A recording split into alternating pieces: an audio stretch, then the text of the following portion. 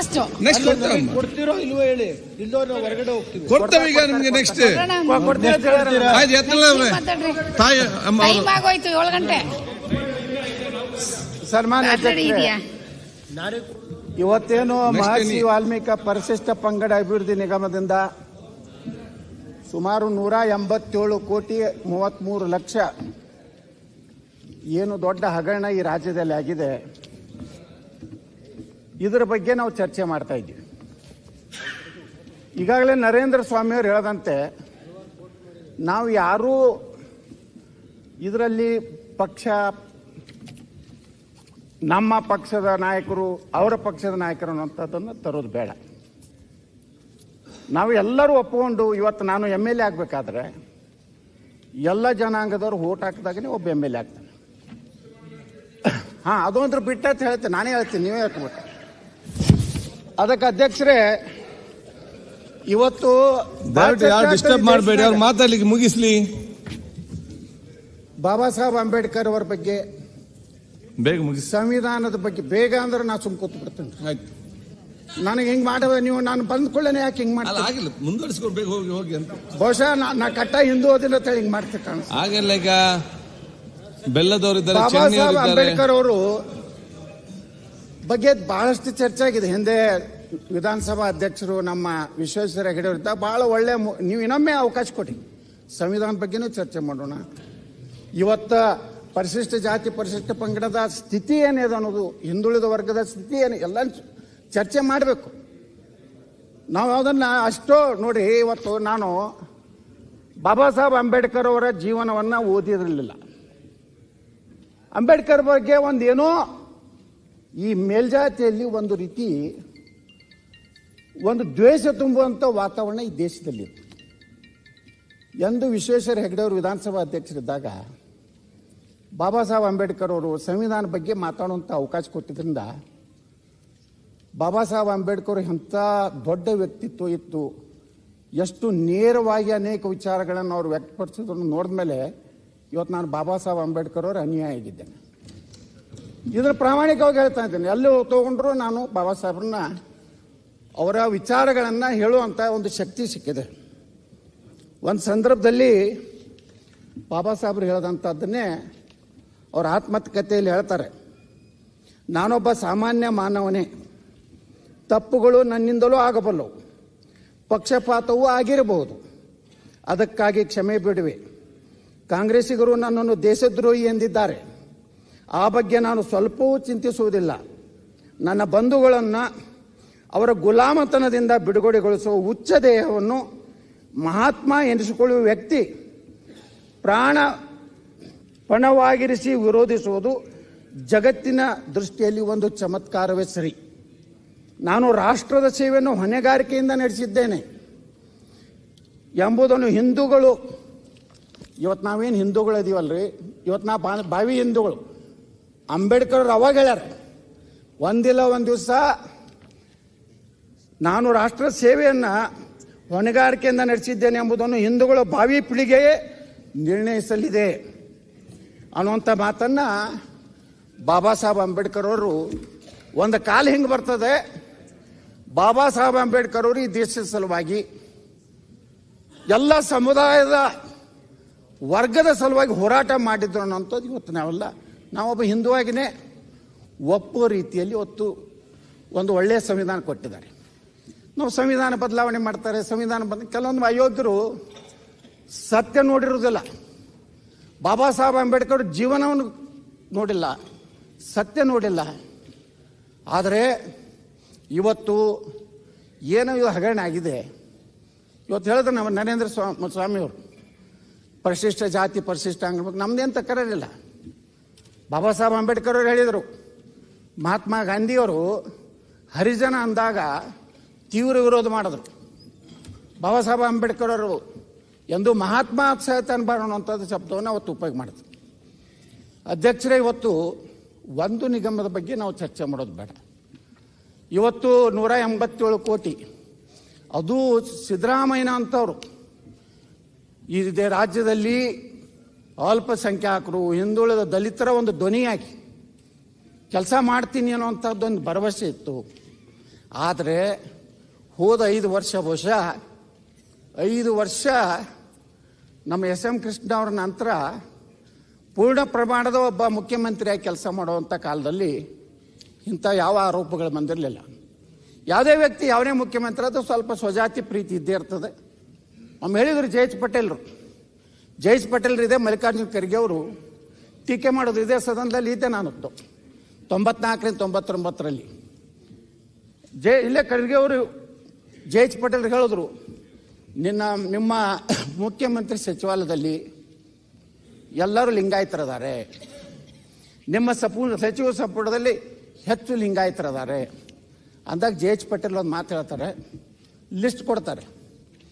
ಅದರಲ್ಲಿ ದಲಿತರು, ಹಿಂದುಳಿದವರು, ಬಂಜಾರ ಸಮಾಜದವರು, ಮುಸ್ಲಿಮು ಪಟ್ಟಿ ಕೊಟ್ಟ ಮೇಲೆ ಒಂದು ಮಾತು ಹೇಳ್ತಾರೆ, ಇನ್ನೊಂದು ಹೌದಪ್ಪ ಲಿಂಗಾಯತನ ಹೆಚ್ಚು ಮಂತ್ರಿ ಮಾಡಿ ಅಂತ ಹೇಳ್ತಾರಲ್ಲ, ಲಿಂಗಾಯತರನ್ನ ಕರ್ನಾಟಕದಾಗ ಮಾಡ್ಲಾರ್ದೇನು ಉತ್ತರ ಪ್ರದೇಶ ಕಾಶ್ಮೀರನಾಗ ಮಾಡ್ಬೇಕು ಬರ್ತದ?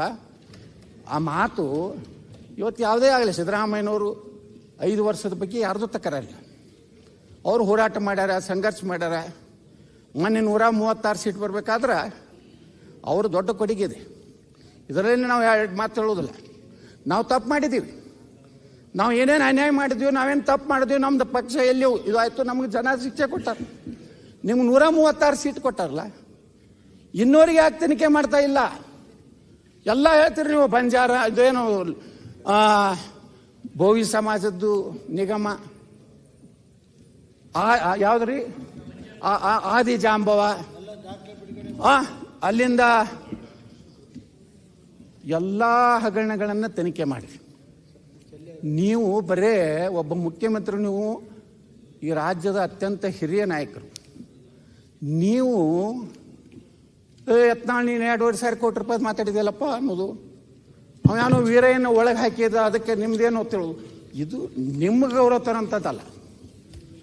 ನಾನು ನಿಮಗೆ ಅಭಿನಂದನೆ ಈಗ ಸಲ್ಲಿಸೋದಿಲ್ಲ, ಅವನ್ನ ರಾಜೀನಾಮೆ ತಗೊಂಡ್ರೆ ಅಂತೇಳಿ. ನೀವು ಇಲ್ಲಿ ದೊಡ್ಡ ತಪ್ಪು ಮಾಡಿದ್ರಿ. ನಿಜವಾಗಿಯೂ ನಿಮಗೆ ಕಳಕಳಿ ಇದ್ರೆ ಅವತ್ತೇ ಆ ಮಂತ್ರಿನ ಆ ಪರಿಸ್ಥಿತಿ ಏನು ಆ ನಿಗಮದ ಅಧ್ಯಕ್ಷರು ವಜಾ ಮಾಡಿದ್ರೆ ನಾ ಇವತ್ತು ನಿಮ್ಗೆ ಅಭಿನಂದನೆಗಳನ್ನು ಸಲ್ಲಿಸ್ತಾ ಇದ್ದೆ ಅಧ್ಯಕ್ಷರೇ. ಆದರೆ ನೀವೇನು ಎಷ್ಟು ಪ್ರೆಷರ್ನಾಗದಿರಿ. ನಿಮ್ಮ ಫೈನಾನ್ಸ್ ಸೆಕ್ರೆಟ್ರಿನು ನನಗನ್ನಿಸ್ತದ ನಿಮ್ಮ ಮಾತು ನಿಮಗೂ ಗೊತ್ತಿರ್ತೋ ಇಲ್ಲೋ, ಯಾರು ಅವ್ರು ಕಂಟ್ರೋಲ್ ಮಾಡ್ಲಕತ್ತವ್ರು ಗೊತ್ತಿಲ್ಲ. ಇಲೆಕ್ಷನ್ ಇದೆ, ಇಲೆಕ್ಷನ್ ಟೈಮ್ನಾಗ ಎಷ್ಟು 50 ಕೋಟಿ ರೂಪಾಯಿ 21 ಮೇ 2024ಕ್ಕೆ ನಿಗಮಕ್ಕೆ ಟ್ರಾನ್ಸ್ಫರ್ ಆಗ್ತದೆ. ಅಂದರೆ ನಿಮ್ಮ ಅನುಮತಿ ಆದೇಶ ಮೇಲೆ ಆಗಿದ್ದು ಅಥವಾ ನಿಮ್ಗೆ ಗೊತ್ತಿಲ್ಲಾರ್ದೇ ಆಗಿದೆ. ಇವತ್ತು ಈ ಫೈನಾನ್ಸ್ ಏನಿದೆಯಲ್ಲ ಅಧ್ಯಕ್ಷರೇ, ನಾನು ಕಮಿಟಿಯಲ್ಲಿ ನೋಡ್ತೀನಿ, ಭ್ರಷ್ಟರನ್ನ ರಕ್ಷಣೆ ಮಾಡುವಂಥದ್ದು ಕೆಲವು ಫೈನಾನ್ಸ್ನಲ್ಲಿ ಅಧಿಕಾರಿಗಳಿದ್ದಾರೆ. ನಾವೇ ಮೊನ್ನೆ ಪಬ್ಲಿಕ್ ಅಕೌಂಟ್ ಇದು ಯಾವುದು ನಮ್ಮ ಪಬ್ಲಿಕ್ ಅಂಡರ್ಟೇಕಿಂಗ್ ಕಂಪ್ನಿಯಾಗ ಕೇಳಿದೆ, ಫೈನಾನ್ಸ್ದವರೊಬ್ಬರು ಪ್ರತಿನಿಧಿ ಇದ್ರು, ಏನ್ರಿ ನೀವು ಅವ್ರ ಸಮರ್ಥನೆ ಮಾಡ್ಕೊಳಕ್ಕೆ ಬಂದಿರ ಒಬ್ಬ ಭ್ರಷ್ಟ ಅಧಿಕಾರಿನ? ಅದನ್ನ ಈ ರೀತಿ ಫೈನಾನ್ಸು ಶಿಸ್ತು ಅನ್ನೋಂಥದ್ದು ಉಳಿದಿಲ್ಲ. ಇಂಥ ಹಗರಣ ಆದ್ರೆ ಏನು ಮಾಡ್ತಾ ಇತ್ತು ಫೈನಾನ್ಸ್ ಇಲಾಖೆ? ಅತೀಕ್ ಅವ್ರು ಏನು ಮಾಡ್ತಾ ಇದ್ರು? ಅದೇ ರೀತಿ ನಮ್ಮ ಪರಿಶಿಷ್ಟ ಪಂಗಡಿ ಇಲಾಖೆ ಅಪರ ಮುಖ್ಯ ಕಾರ್ಯದರ್ಶಿಗಳು ಮಂಜುನಾಥ್ ಪ್ರಸಾದ್ ಅವ್ರು ಏನು ಮಾಡ್ತಾ ಇದ್ರು? ಎಲ್ಲ ನೀವೇ ಇದೀರಿ. ಎಲ್ಲರಲ್ಲಿ ಪರಿಶಿಷ್ಟ ಜಾತಿ ಪರಿಶಿಷ್ಟ ಪಂಗಡಿ ಯಾವ ನಿಗಮದಾಗ ಅದಾರ ಅದು MDಗಳು ಅದೇ ಜಾತಿಯವರು ಅದಾರ. ಯಾಕೆ ಆ ಜಾತಿಯವರು ಮಾಡ್ತಾರೆ? ಆ ಸಮಾಜದ ಕಡೆಯ ಕಷ್ಟಗಳನ್ನು ನೋಡಿ ಒಬ್ಬ IAS ಆಗಿರ್ತಾನೆ, ಒಬ್ಬ KS ಆಗಿರ್ತಾನೆ. ಆ ಸಮಾಜದ ನೋವುಗಳು ಗುರುತಿರ್ತಾವ ಅಂತ ಹೇಳಿ ಅದೇ ಸಮಾಜದವ್ರು MD ಮಾಡ್ತಾರೆ. ನೀವೇ ಕೂತು ಕಳ್ತನ ಮಾಡಿದ್ರೆ ನಮ್ಮ ಸುದೈವ ಅವೇನಾರು ಮುಖ್ಯಮಂತ್ರಿ ಲಿಂಗಾಯತರು ಇದ್ದಂದ್ರೆ ಒಕ್ಕಲಿಗರು ಅಂತಂದ್ರೆ ನೀವೆಲ್ಲ ಕೂಡಿ ಮಾನ್ ಹರಾಜಾಗಿ ಲಿಂಗಾಯತರು ದಲಿತ ವಿರೋಧಿ, ಲಿಂಗಾಯತರು ಅವ್ರ ವಿರೋಧಿ ಕುಡಿದು ಕುಪ್ಪಳಿಸ್ತಿದ್ರಿ. ಎಂದೂ ಸಂವಿಧಾನ ಬಗ್ಗೆ 2-3 ಮಂದಿ ಇದ್ದೇ ಇರ್ತಾರೆ ಸಮಾಜದಲ್ಲಿ, ಅದನ್ನೇ ತಗೊಂಡು ಬುಕ್ಕ ಹಿಡ್ಕೊಂಡು ಅಡ್ಡಾಡ್ತೀರಿ ಇಡೀ ದೇಶ ತುಂಬ. ಸಂವಿಧಾನದಾಗ ಎಷ್ಟು ಪೇಜ್ ಅದ ಗೊತ್ತಿಲ್ಲ, ಎಷ್ಟು ಅನುಚ್ಛೇದ ಅದ ನಾವು ಗೊತ್ತಿಲ್ಲ, ಎಷ್ಟು ಅಮೆಂಡ್ಮೆಂಟ್ ಆಗ್ಯಾವ? 83 ಸಲ ನೀವೇ ಅಮೆಂಡ್ಮೆಂಟ್ ಮಾಡಿರಲ್ರಿ. ಈಗ ಯಾಕಂದ್ರೆ ಸಂವಿಧಾನ ಬಗ್ಗೆ ನಾವು ನಮ್ಮ ಕಾಲದಲ್ಲಿ ಏನಾಯ್ತು ಅನ್ನೋಂಥಕ್ಕಿಂತ ನಾ ಇಷ್ಟೇ ಹೇಳ್ತೀನಿ, ಮುಖ್ಯಮಂತ್ರಿಗಳಿಗೆ ವಿನಂತಿ ಮಾಡ್ಕೋತೀನಿ, ನಿಮ್ಮದೇ ಆದಂಥ ಒಂದು ಗೌರವ ಇದೆ. ನೀವು ಗಟ್ಟಿಯಾಗಿ ನೋಡ್ರಿ, ಒಮ್ಮೆ ಅಧಿಕಾರ ಹೋಗುದೇ ಅದು ಇತಿಹಾಸದಲ್ಲಿ ಉಳಿಯಂಥ ಕೆಲಸ ಮಾಡಿ. ಅನೇಕ ಸಂದರ್ಭಗಳಲ್ಲಿ ವಿಧಾನಸಭಾಧ್ಯಕ್ಷರ ಬಗ್ಗೆ ಮಾತಾಡ್ತೀವಿ, ಅಲ್ಲಿ ಲೋಕಸಭೆಯಲ್ಲಿ ಪಾರ್ಲಿಮೆಂಟ್ನಲ್ಲಿ ಸ್ಪೀಕರ್ ಬಗ್ಗೆ ಮಾತಾಡ್ತೀವಿ, ಪ್ರಧಾನಮಂತ್ರಿಗಳು ರಾಜೀನಾಮೆ ಕೊಟ್ಟ ವಿಚಾರದಲ್ಲಿ ಮಾತಾಡ್ತೀವಿ. ಅಟಲ್ ಬಿಹಾರಿ ವಾಜಪೇಯಿ ಅವರಿಗೆ ಒಂದೇ ಹೋಟ್ ಕಡಿಮೆ ಇದ್ದಿತ್ತು, ಬರೀ ಒಂದು ಹೋಟ್ ಅಂಬರೀಷ್ ಅಂತಂದು ಹಾಕ್ಸಿದ್ರೆ ಸರ್ಕಾರ ಉಳಿತಿತ್ತು. ಆದರೆ ವಾಜಪೇಯಿ ಹೇಳಿದ್ರು ನನಗೆ ಬೇಕಾಗಿಲ್ಲ ಅಂತ ಅಧಿಕಾರ. ಇವತ್ತು ಮುಖ್ಯಮಂತ್ರಿ ನಿಮ್ಮದೇ ಆದ ಗೌರವ ಇದೆ. ನಾನು ವಿರೋಧ ಪಕ್ಷನಾಗಿರ್ಬೋದು, ನೀವು ಅಹಿಂದ ಕಾರ್ಯಕ್ರಮ ಹುಬ್ಬಳ್ಳಿಯಲ್ಲಿ ಮಾಡಿದಾಗ ನಾನು, ಬಸವರಾಜ ಬೊಮ್ಮಾಯಿ ಅವರು, ರಘುನಾಥ್ ಮಲ್ಕಾಪುರ ಎಲ್ಲ ನಿಮ್ಮ ಬೆಂಬಲ ಕೊಟ್ಟಿದ್ದೀವಿ. ಲಿಂಗಾಯತರು ಇದ್ರೂ ನಿಮ್ಮ ಬಗ್ಗೆ ಇರುವಂಥದ್ದು ಇವತ್ತು ಏನಾಗ್ತಾ ಇದೆ ಅಧ್ಯಕ್ಷರೇ, ಸಿದ್ದರಾಮಯ್ಯನವ್ರಿಗೆ ಯಾವ ರೀತಿ ಇಳಿಸ್ಬೇಕು ಅನ್ನೋಂಥ ತಂತ್ರ ಅಲ್ಲಿ ನಡಿಲಾಕತ್ತೈತಿ. ಇಲ್ಲೆಲ್ಲ ಈ ಕಡೆಯಿಂದಲ್ಲ, ಅಲ್ಲಿ ಚರ್ಚೆ ಇದೇ ಚರ್ಚೆ. ಮೂಡಾದ ನಮಗೂ ಗೊತ್ತಿರಲಿಲ್ಲ, ತೆಗೆದವ್ರು ಅಲ್ಲಿದೆ, ಕೊಂಡ್ರವ್ರೆ. ಆಯ್ತು, ಇವತ್ತು ನೀವು ಹೇಳ್ತೀರಿ ಒಬ್ಬ ಉಪಮುಖ್ಯಮಂತ್ರಿಗಳಾಗಿ ಕ್ಲೀನ್ ಚಿಟ್ ಕೊಡ್ತಾರೆ. ಹೌದು, ಶಾಸಕ ಮಂತ್ರಿ ತಪ್ಪು ಮಾಡಿ ಲಾ ಆನ್ ರೆಕಾರ್ಡ್. ನಿಮ್ದು ರೆಕಾರ್ಡ್ ಬರ್ತೈತೆ, ಅದೊಂದು ಸ್ವಲ್ಪ ದಿವಸ ತಡ್ರಿ, ಗೊತ್ತಿದೆ ನಿಮ್ಮ ರೆಕಾರ್ಡ್. ಈ ರೀತಿ ನೀವು ಯಾಕೆ ನೀವು ರಕ್ಷಣೆ ಮಾಡಕತ್ತೀರಿ ಗೊತ್ತಾಯ್ತನೋ? ನಾಗೇಂದ್ರ ಏನಾರು ಬಾಯಿ ಬಿಟ್ರೆ ದಿಲ್ಲಿ ಒಳಗಿನವರು ಸಹಿತ ಜೈಲಿಗೆ ಹೋಗ್ಬೇಕಾಗ್ತದೆ ಒಂದು ಭಯದಿಂದ ನೀವು ನಾಗೇಂದ್ರನ ಬಾಯಿ ಮುಚ್ಚುವಂತ ಕೆಲಸ ಮಾಡ್ತಾ ಇದ್ದೀರಿ. ಅದಕ್ಕೆ ಈಡಾಗಬಾರ್ದು ಸಿದ್ದರಾಮಯ್ಯನವರು. ಇರ್ರಿ ಸ್ಟ್ರಾಂಗ್, ಮೊದಲು ಹೆಂಗಿದ್ರಲ್ಲ ಹಂಗೆ ಇರ್ಬೇಕು. ಹೌದಾ, ಹುಲಿಯ ಹತ್ತಿದ್ರು, ಈಗ ಯಾಕೆ ಹಿಂಗಾದ್ರಿ? ಅಂಜಬೇಡ್ರಿ. ಈಗ ಆಯ್ತು, ಸಬ್ಜೆಕ್ಟ್ ಮಾತಾಡಿ. ಇವತ್ತು ಸಬ್ಜೆಕ್ಟೇ ದಯವಿಟ್ಟು ಅದ್ರ ಮತ್ತೆ ಸುಮ್ಮನೆ ಚರ್ಚೆ ಆಯ್ತು. ಅವ್ರು ನೋಡ್ರಿ 2 ದಿವಸ ಆಯ್ತು ಮೌನವಾಗಿ ಕೂತ್ ಬಿಟ್ಟಾರ. ಏನಪ್ಪ, ನನ್ನ ಮಕ್ಕಳು ನನ್ನವರೇ ನನಗೆ ಗುದ್ದಲಕತ್ತಾರಲ್ಲ ಒಳಗಿಂದೊಳಗ. ಏನ್ ಮಾಡ್ಬೇಕು ಪಾಪ ಅವ್ರು. ಆಯ್ತು, ಒಮ್ಮೆ ಎದ್ದು ನಿಂತು ಮಾತಾಡ್ರಿ. ನೋಡ್ರಿ ಯಾಕೆ ಮಾತಾಡಲಾಗ್ಯಾರ? ಅವ್ರ ಆತ್ಮದಾಗ ನನ್ನ ಅವಧಿಯಲ್ಲಿ ಇಂಥ ದೊಡ್ಡ ಅನ್ಯಾಯ ಆಯ್ತಲ್ಲ, ಅದು ನಾಲ್ಕು ಉತ್ತರ ಕೊಡ್ತಾರೆ. ನನ್ನ ಅವಧಿಯಲ್ಲಿ ಪರಿಶಿಷ್ಟ ಪಂಗಡದ ಸಮುದಾಯದವರು ಏನ್ ಮಾತಾಡೋದು, ಹಣ ದುರುಪಯೋಗ ಆಯ್ತಲ್ಲ,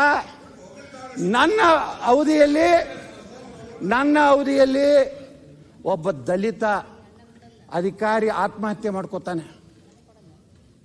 ಎಲ್ಲಿ ಅಕೌಂಟು ಗೊತ್ತಿಲ್ಲ, ವಸಂತ ನಗರದ ಅಕೌಂಟ್ ತೆಗೆದು MG ರೋಡಿಗೆ ಬರ್ತದೆ.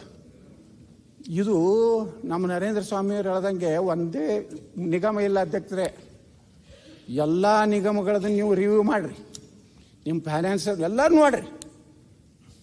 ನಿಮ್ಮಲ್ಲಿ ಕೆಲವೊಂದು ಮಂತ್ರಿಗಳು ತಮ್ಮ ಬ್ಯಾಂಕ್ಗಳಿಗೆ ರೊಕ್ಕ ಒಯ್ದು ಇಟ್ಕೊಂಡು ಬಿಟ್ಟಾರೆ. ಸಕ್ರಿ ಮಂತ್ರಿ 13 ಕೋಟಿ 25 ಲಕ್ಷ ರೂಪಾಯಿ ಅಪೇಕ್ಷೆ ಬ್ಯಾಂಕ್ ಇದ್ದಂತದನ್ನ ಈಗ ಬಿಜಾಪುರ DCC ಬ್ಯಾಂಕಿಗೆ ಹೋಗಿ ಸಬ್ಜೆಕ್ಟ್ ಮಾತಾಡಿ. ಅದೇ ಬ್ಯಾಂಕ್ ನಲ್ಲಿ ಅದು ಹಾಗೆ ನಿಮ್ಗೆ ಮಾತಾಡ್ಲಿಕ್ಕೆ ಬೇಕಂತ ಹೇಳ್ತೀರಿ, ಈ ಸಬ್ಜೆಕ್ಟ್ ಮಾಡ್ತಿದ್ದೀರಿ. ಇಲ್ಲಿ ಶಾರ್ಟ್ ಸರ್ಕ್ಯೂಟ್ ಅದು ಯಾರು ಡೆಪಾಸಿಟ್ ಅಧ್ಯಕ್ಷರೇ, ಯಾವುದೇ ಡೆಪಾಸಿಟ್ ಈಗ ಇದರ ಬಗ್ಗೆ ಏನ್ ಮಾತಾಡ್ಬೇಕು ಹೇಳಿ. ನಮ್ಮ ವಿರೋಧ ಅಧ್ಯಕ್ಷರೇ ಹೇಳಿದ್ರಲ್ಲ, I am on point of order. No point of order. ಒಂದು ನಿಮಿಷ, ನೋ ಈ ಪಾಯಿಂಟ್ ಆಫ್ ಆರ್ಡರ್ ನಾಟಕ ಆಯ್ತು.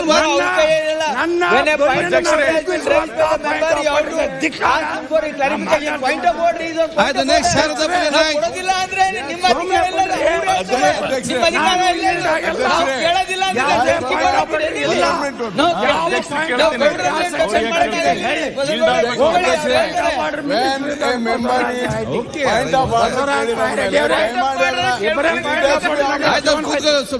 ಮಾತಾಡಾಯ್ತು, ಮುಗಿತಾ ಮಾಡಬೇಕು. ನಾ ಇವತ್ತು ಹೇಳ್ತಾ ಇದ್ದೀನಿ,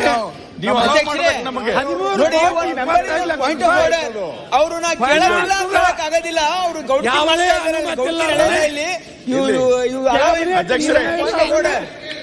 ಇವತ್ತು ನೀವು ಹಿರಿಯ ಸದಸ್ಯರಿದ್ದೀರಿ, ಅನುಭವಿಸ್ತಾ ಇದ್ದೀರಿ.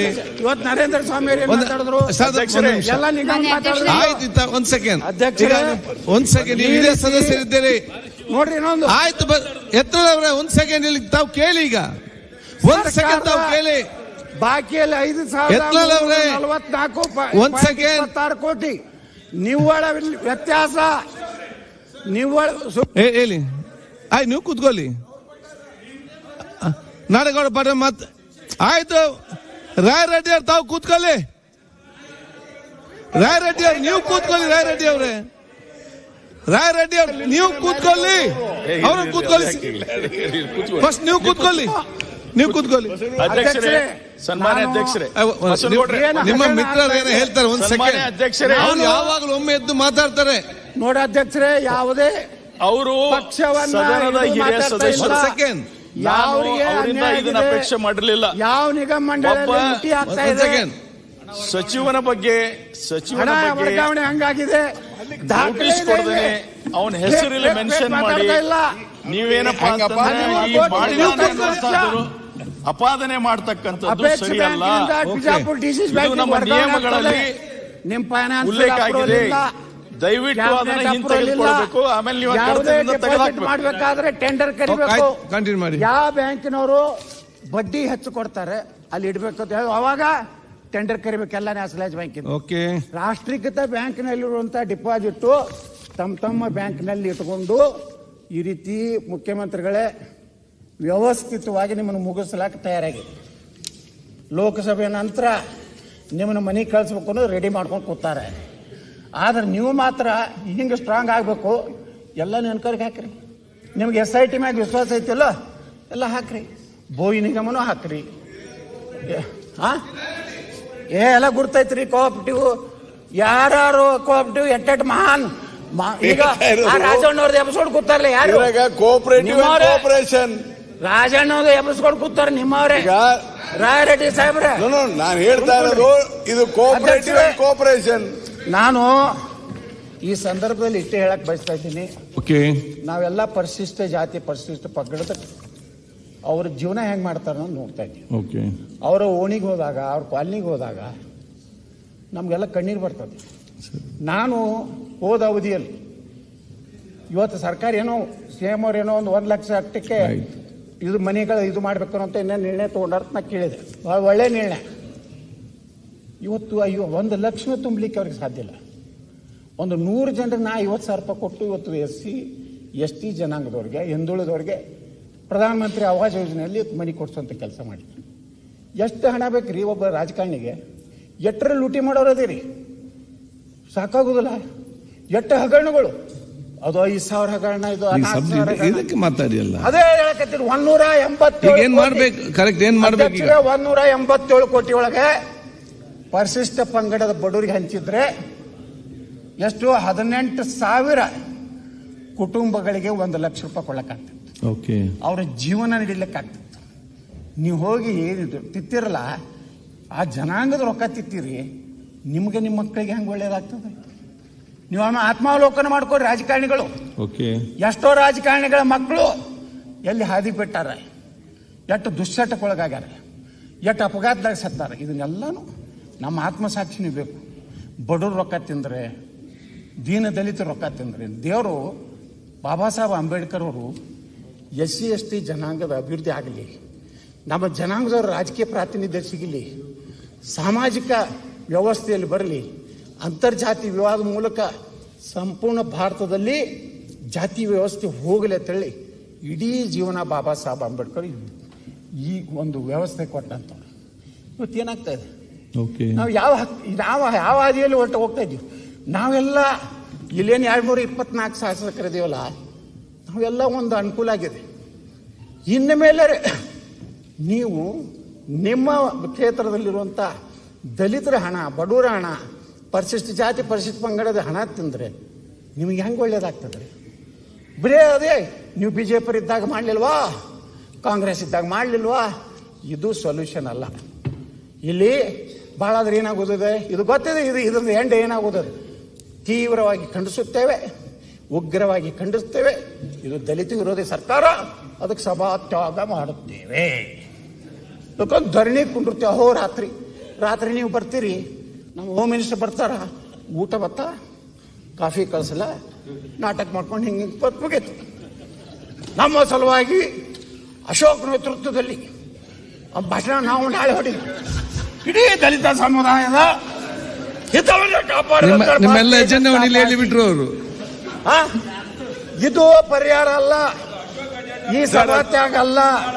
ನೋಡ್ರಿ, ನಾನು ಈ ಮಾಧ್ಯಮದವ್ರಿಗೆ ಅಭಿನಂದನೆ ಸಲ್ಲಿಸ್ತೀನಿ. ಯಾಕಂದ್ರ ಅವರು ನಮ್ಮನ್ನು ಚುಚ್ಚಲಿಲ್ಲ ಅಂದ್ರೆ ಹೇಳ್ತಿದ್ದಿಲ್ಲ, ಗೆರೆ ಹಾಕಿದ್ರು. ಇದು ಗಪ್ಪಾಗಿತ್ತು. ನಿನ್ನೆ ನಾ ಭಾಷಣ ನೋಡಿದಾಗ ಆರ್ ಅಶೋಕ್ ಬಲ್ಲಿ ಇಟ್ಟು ಐತಲ್ಪ ನಾಲೆಜು.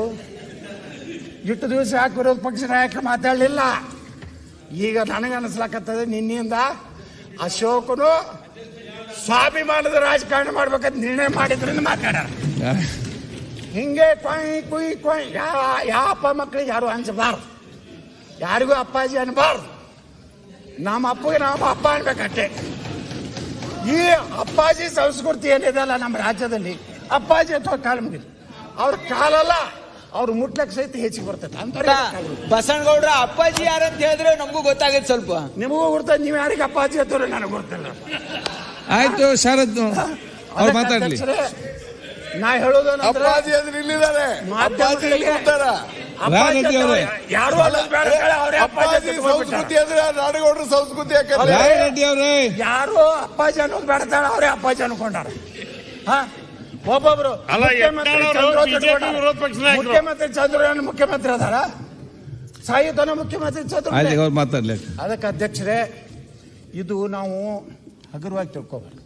ನಿಮ್ಗೆ ನಿಜವಾಗಿ ಪರಿಶಿಷ್ಟ ಜಾತಿ ಪರಿಶಿಷ್ಟ ಪಂಗಡ ಹಿಂದುಳಿದ ಬಗ್ಗೆ ಕಾಳಜಿ ಇದ್ರೆ ದಯವಿಟ್ಟು ಇದನ್ನ SIT ಕಡೆ ಆಗೋದಿಲ್ಲ. ನೀವು ಕ್ಲೀನ್ ಚಿಟ್ ಕೊಟ್ರಿ. ಈಗ ಆಯ್ತು, ನಿಮ್ಮ ಉಪಮುಖ್ಯಮಂತ್ರಿ ಹೇಳ್ತಾರ ನೋ, ಈಗ ಅಧಿಕಾರಿಗಳ ಮ್ಯಾಗ ಹಾಕ್ಬಿಡು. ಅವು ಪಾಪ ಅಧಿಕಾರಿಗಳು ಅವು ಇಟ್ಟು ಅಡ್ಡಾಡಿ ಅಲ್ಲೇ ಅಡ್ಜಸ್ಟ್ಮೆಂಟ್ ಮಾಡಿ ಒಂದು 3-4 ವರ್ಷ ನಾವರಿ ಎಲ್ಲಿ ಮುಂದೆ 2ನೇ ವರ್ಷಕ್ಕೆ ನೆನಪಾರಿರ್ತೀವಿ. ಮತ್ತೊಂದು ಹಗರಣಾಗಿರ್ತೈತಿ. ಮತ್ತು ತೀವ್ರ ಖಂಡನೆ, ಜೈಲು ಬರೋ, ಹೋಗಿ ಪೊಲೀಸ್ ಸ್ಟೇಷನ್ದಾಗ ಕುಂಡ್ರದು, PSIಗಳು ಏನಪ್ಪ ಟೀ ಕಾಫಿ ಸರ್ ಏನು ತರಿಸಿ ಟೀ ಇಲ್ಲ ಕಾಯಿ ನಾನು ಬೋರ್ನಟ್ ಬೇಕು, ನನಗೆ ಕಾಫಿ ಬೇಕು. ನಾನು ತಿಂಡಿ ತಿಂದಲ್ಲಪ್ಪ ಇಡ್ಲಿ ತರಿಸು, ಅಪ್ಪ PSI ಸರ್ಟಿಫಿಕೇಟ್. ಆಯ್ತು ಸರ್, ಆಯ್ತು ತಿಲ್ಲಿ. ಕಡೆಗೆ ಅವ್ರು ರಿಲೀವ್ ಮಾಡಿ ಅಂತಾರೆ ಹೇಳ್ಬೇಕಲ್ಲ. ಎದ್ದು ಹೊಂಟ್ಬಿಡ್ದೆ, ನಂದು ಇಸ್ಟೇಟ್ ಕೆಲಸ ಇದೆ, ನಂದೇನೋ ನಿಗಮದ ಕೆಲಸ ಇದೆ, ಹೋಗ್ಬಿಡು. ಅವ ತಾನು ಸರ್ಕಲ್ ಇನ್ವೆಸ್ಟ್ಮೆಂಟ್ರೆ ಇಲ್ಲಪ್ಪ ಏನೋ ರಿಲೀಸ್ ಮಾಡಲ್ಲ ಸರ್. ಹೋಗಿ ನಾನು ಕಾರ್ ತರಿಸು, ಮುಗೀತು. TV ಅವ್ರಿಗೆ ಒಂದಿಟ್ಟು TV ಅವ್ರು ಇದ್ದೇ ಇರ್ತಾರ. ಭಾರಿ ಹೋರಾಟ, ಗಡಗಡ ನಡಕಿದ ಸರ್ಕಾರ. ಏನು ಗಡಗಡನೂ ಪಾಡೋನು ಇಲ್ಲ, ಏನೂ ಇಲ್ಲ. ಬಂದು ಫೋನ್ ಮಾಡ್ತಾರೆ ಮುಖ್ಯಮಂತ್ರಿಗಳಿಗೆ, ಏನೂ ತಪ್ಪು ತಿಳ್ಕೊಬೇಡಿ ಸರ್, ಮ್ಯಾಗಿನ ಪ್ರೆಷರ್ ಹೈಕಮಾಂಡ್ ಭಾಳ ಏನು ಸರ್, ಮ್ಯಾಗಿನ ಪ್ರೆಷರ್ ಭಾಳ ಇದೆ, ನಮ್ಮದು ಯಾವುದು ತೆಗಿಲಿಕ್ಕೆ ಹೋಗಬೇಡಿ ಸರ್. ನಿಮ್ಮನ್ನು ಅಭಿನಂದಿಸ್ತೀವಿ ಸರ್, ಯಾಕಂದ್ರೆ ನೀವು ರಾಜೀನಾಮೆ ತಗೊಂಡ್ರೆ ತೀವ್ರವಾಗಿ ಅಭಿನಂದಿಸ್ತೀವಿ. ಇದು ಯಾಕೆ ಭಾಷಣ ಮಾಡೋದು, ಇಲ್ಲಿ ಯಾಕೆ ಬರ್ಬೇಕಿಲ್ಲ? ಅಲ್ಲಿ ರೋಡ್ ಮೇಲೆ ಗೌಡ್ರು ಬಹಳಷ್ಟು ಹಿರಿಯ ರಾಜಕಾರಣಿ, ಅವ್ರ ಬಗ್ಗೆ ನನಗೆ ಬಹಳಷ್ಟು ನಾವು ಯಾರು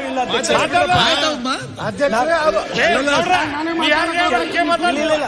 ದಯಮಾಡಿ ಅವ್ರ ಬಗ್ಗೆ ನನಗೆ ಬಹಳಷ್ಟು ಅಭಿಮಾನ. ವಾಜಪೇಯಿ ಅವರು ಕೆಲಸ ಮಾಡಿದವರು, ನಾನು ವಿನಂತಿ ಮಾಡ್ತೀನಿ. ಆಯ್ತು, ಮುಗಿಸಿ ಗೌಡ್ರ,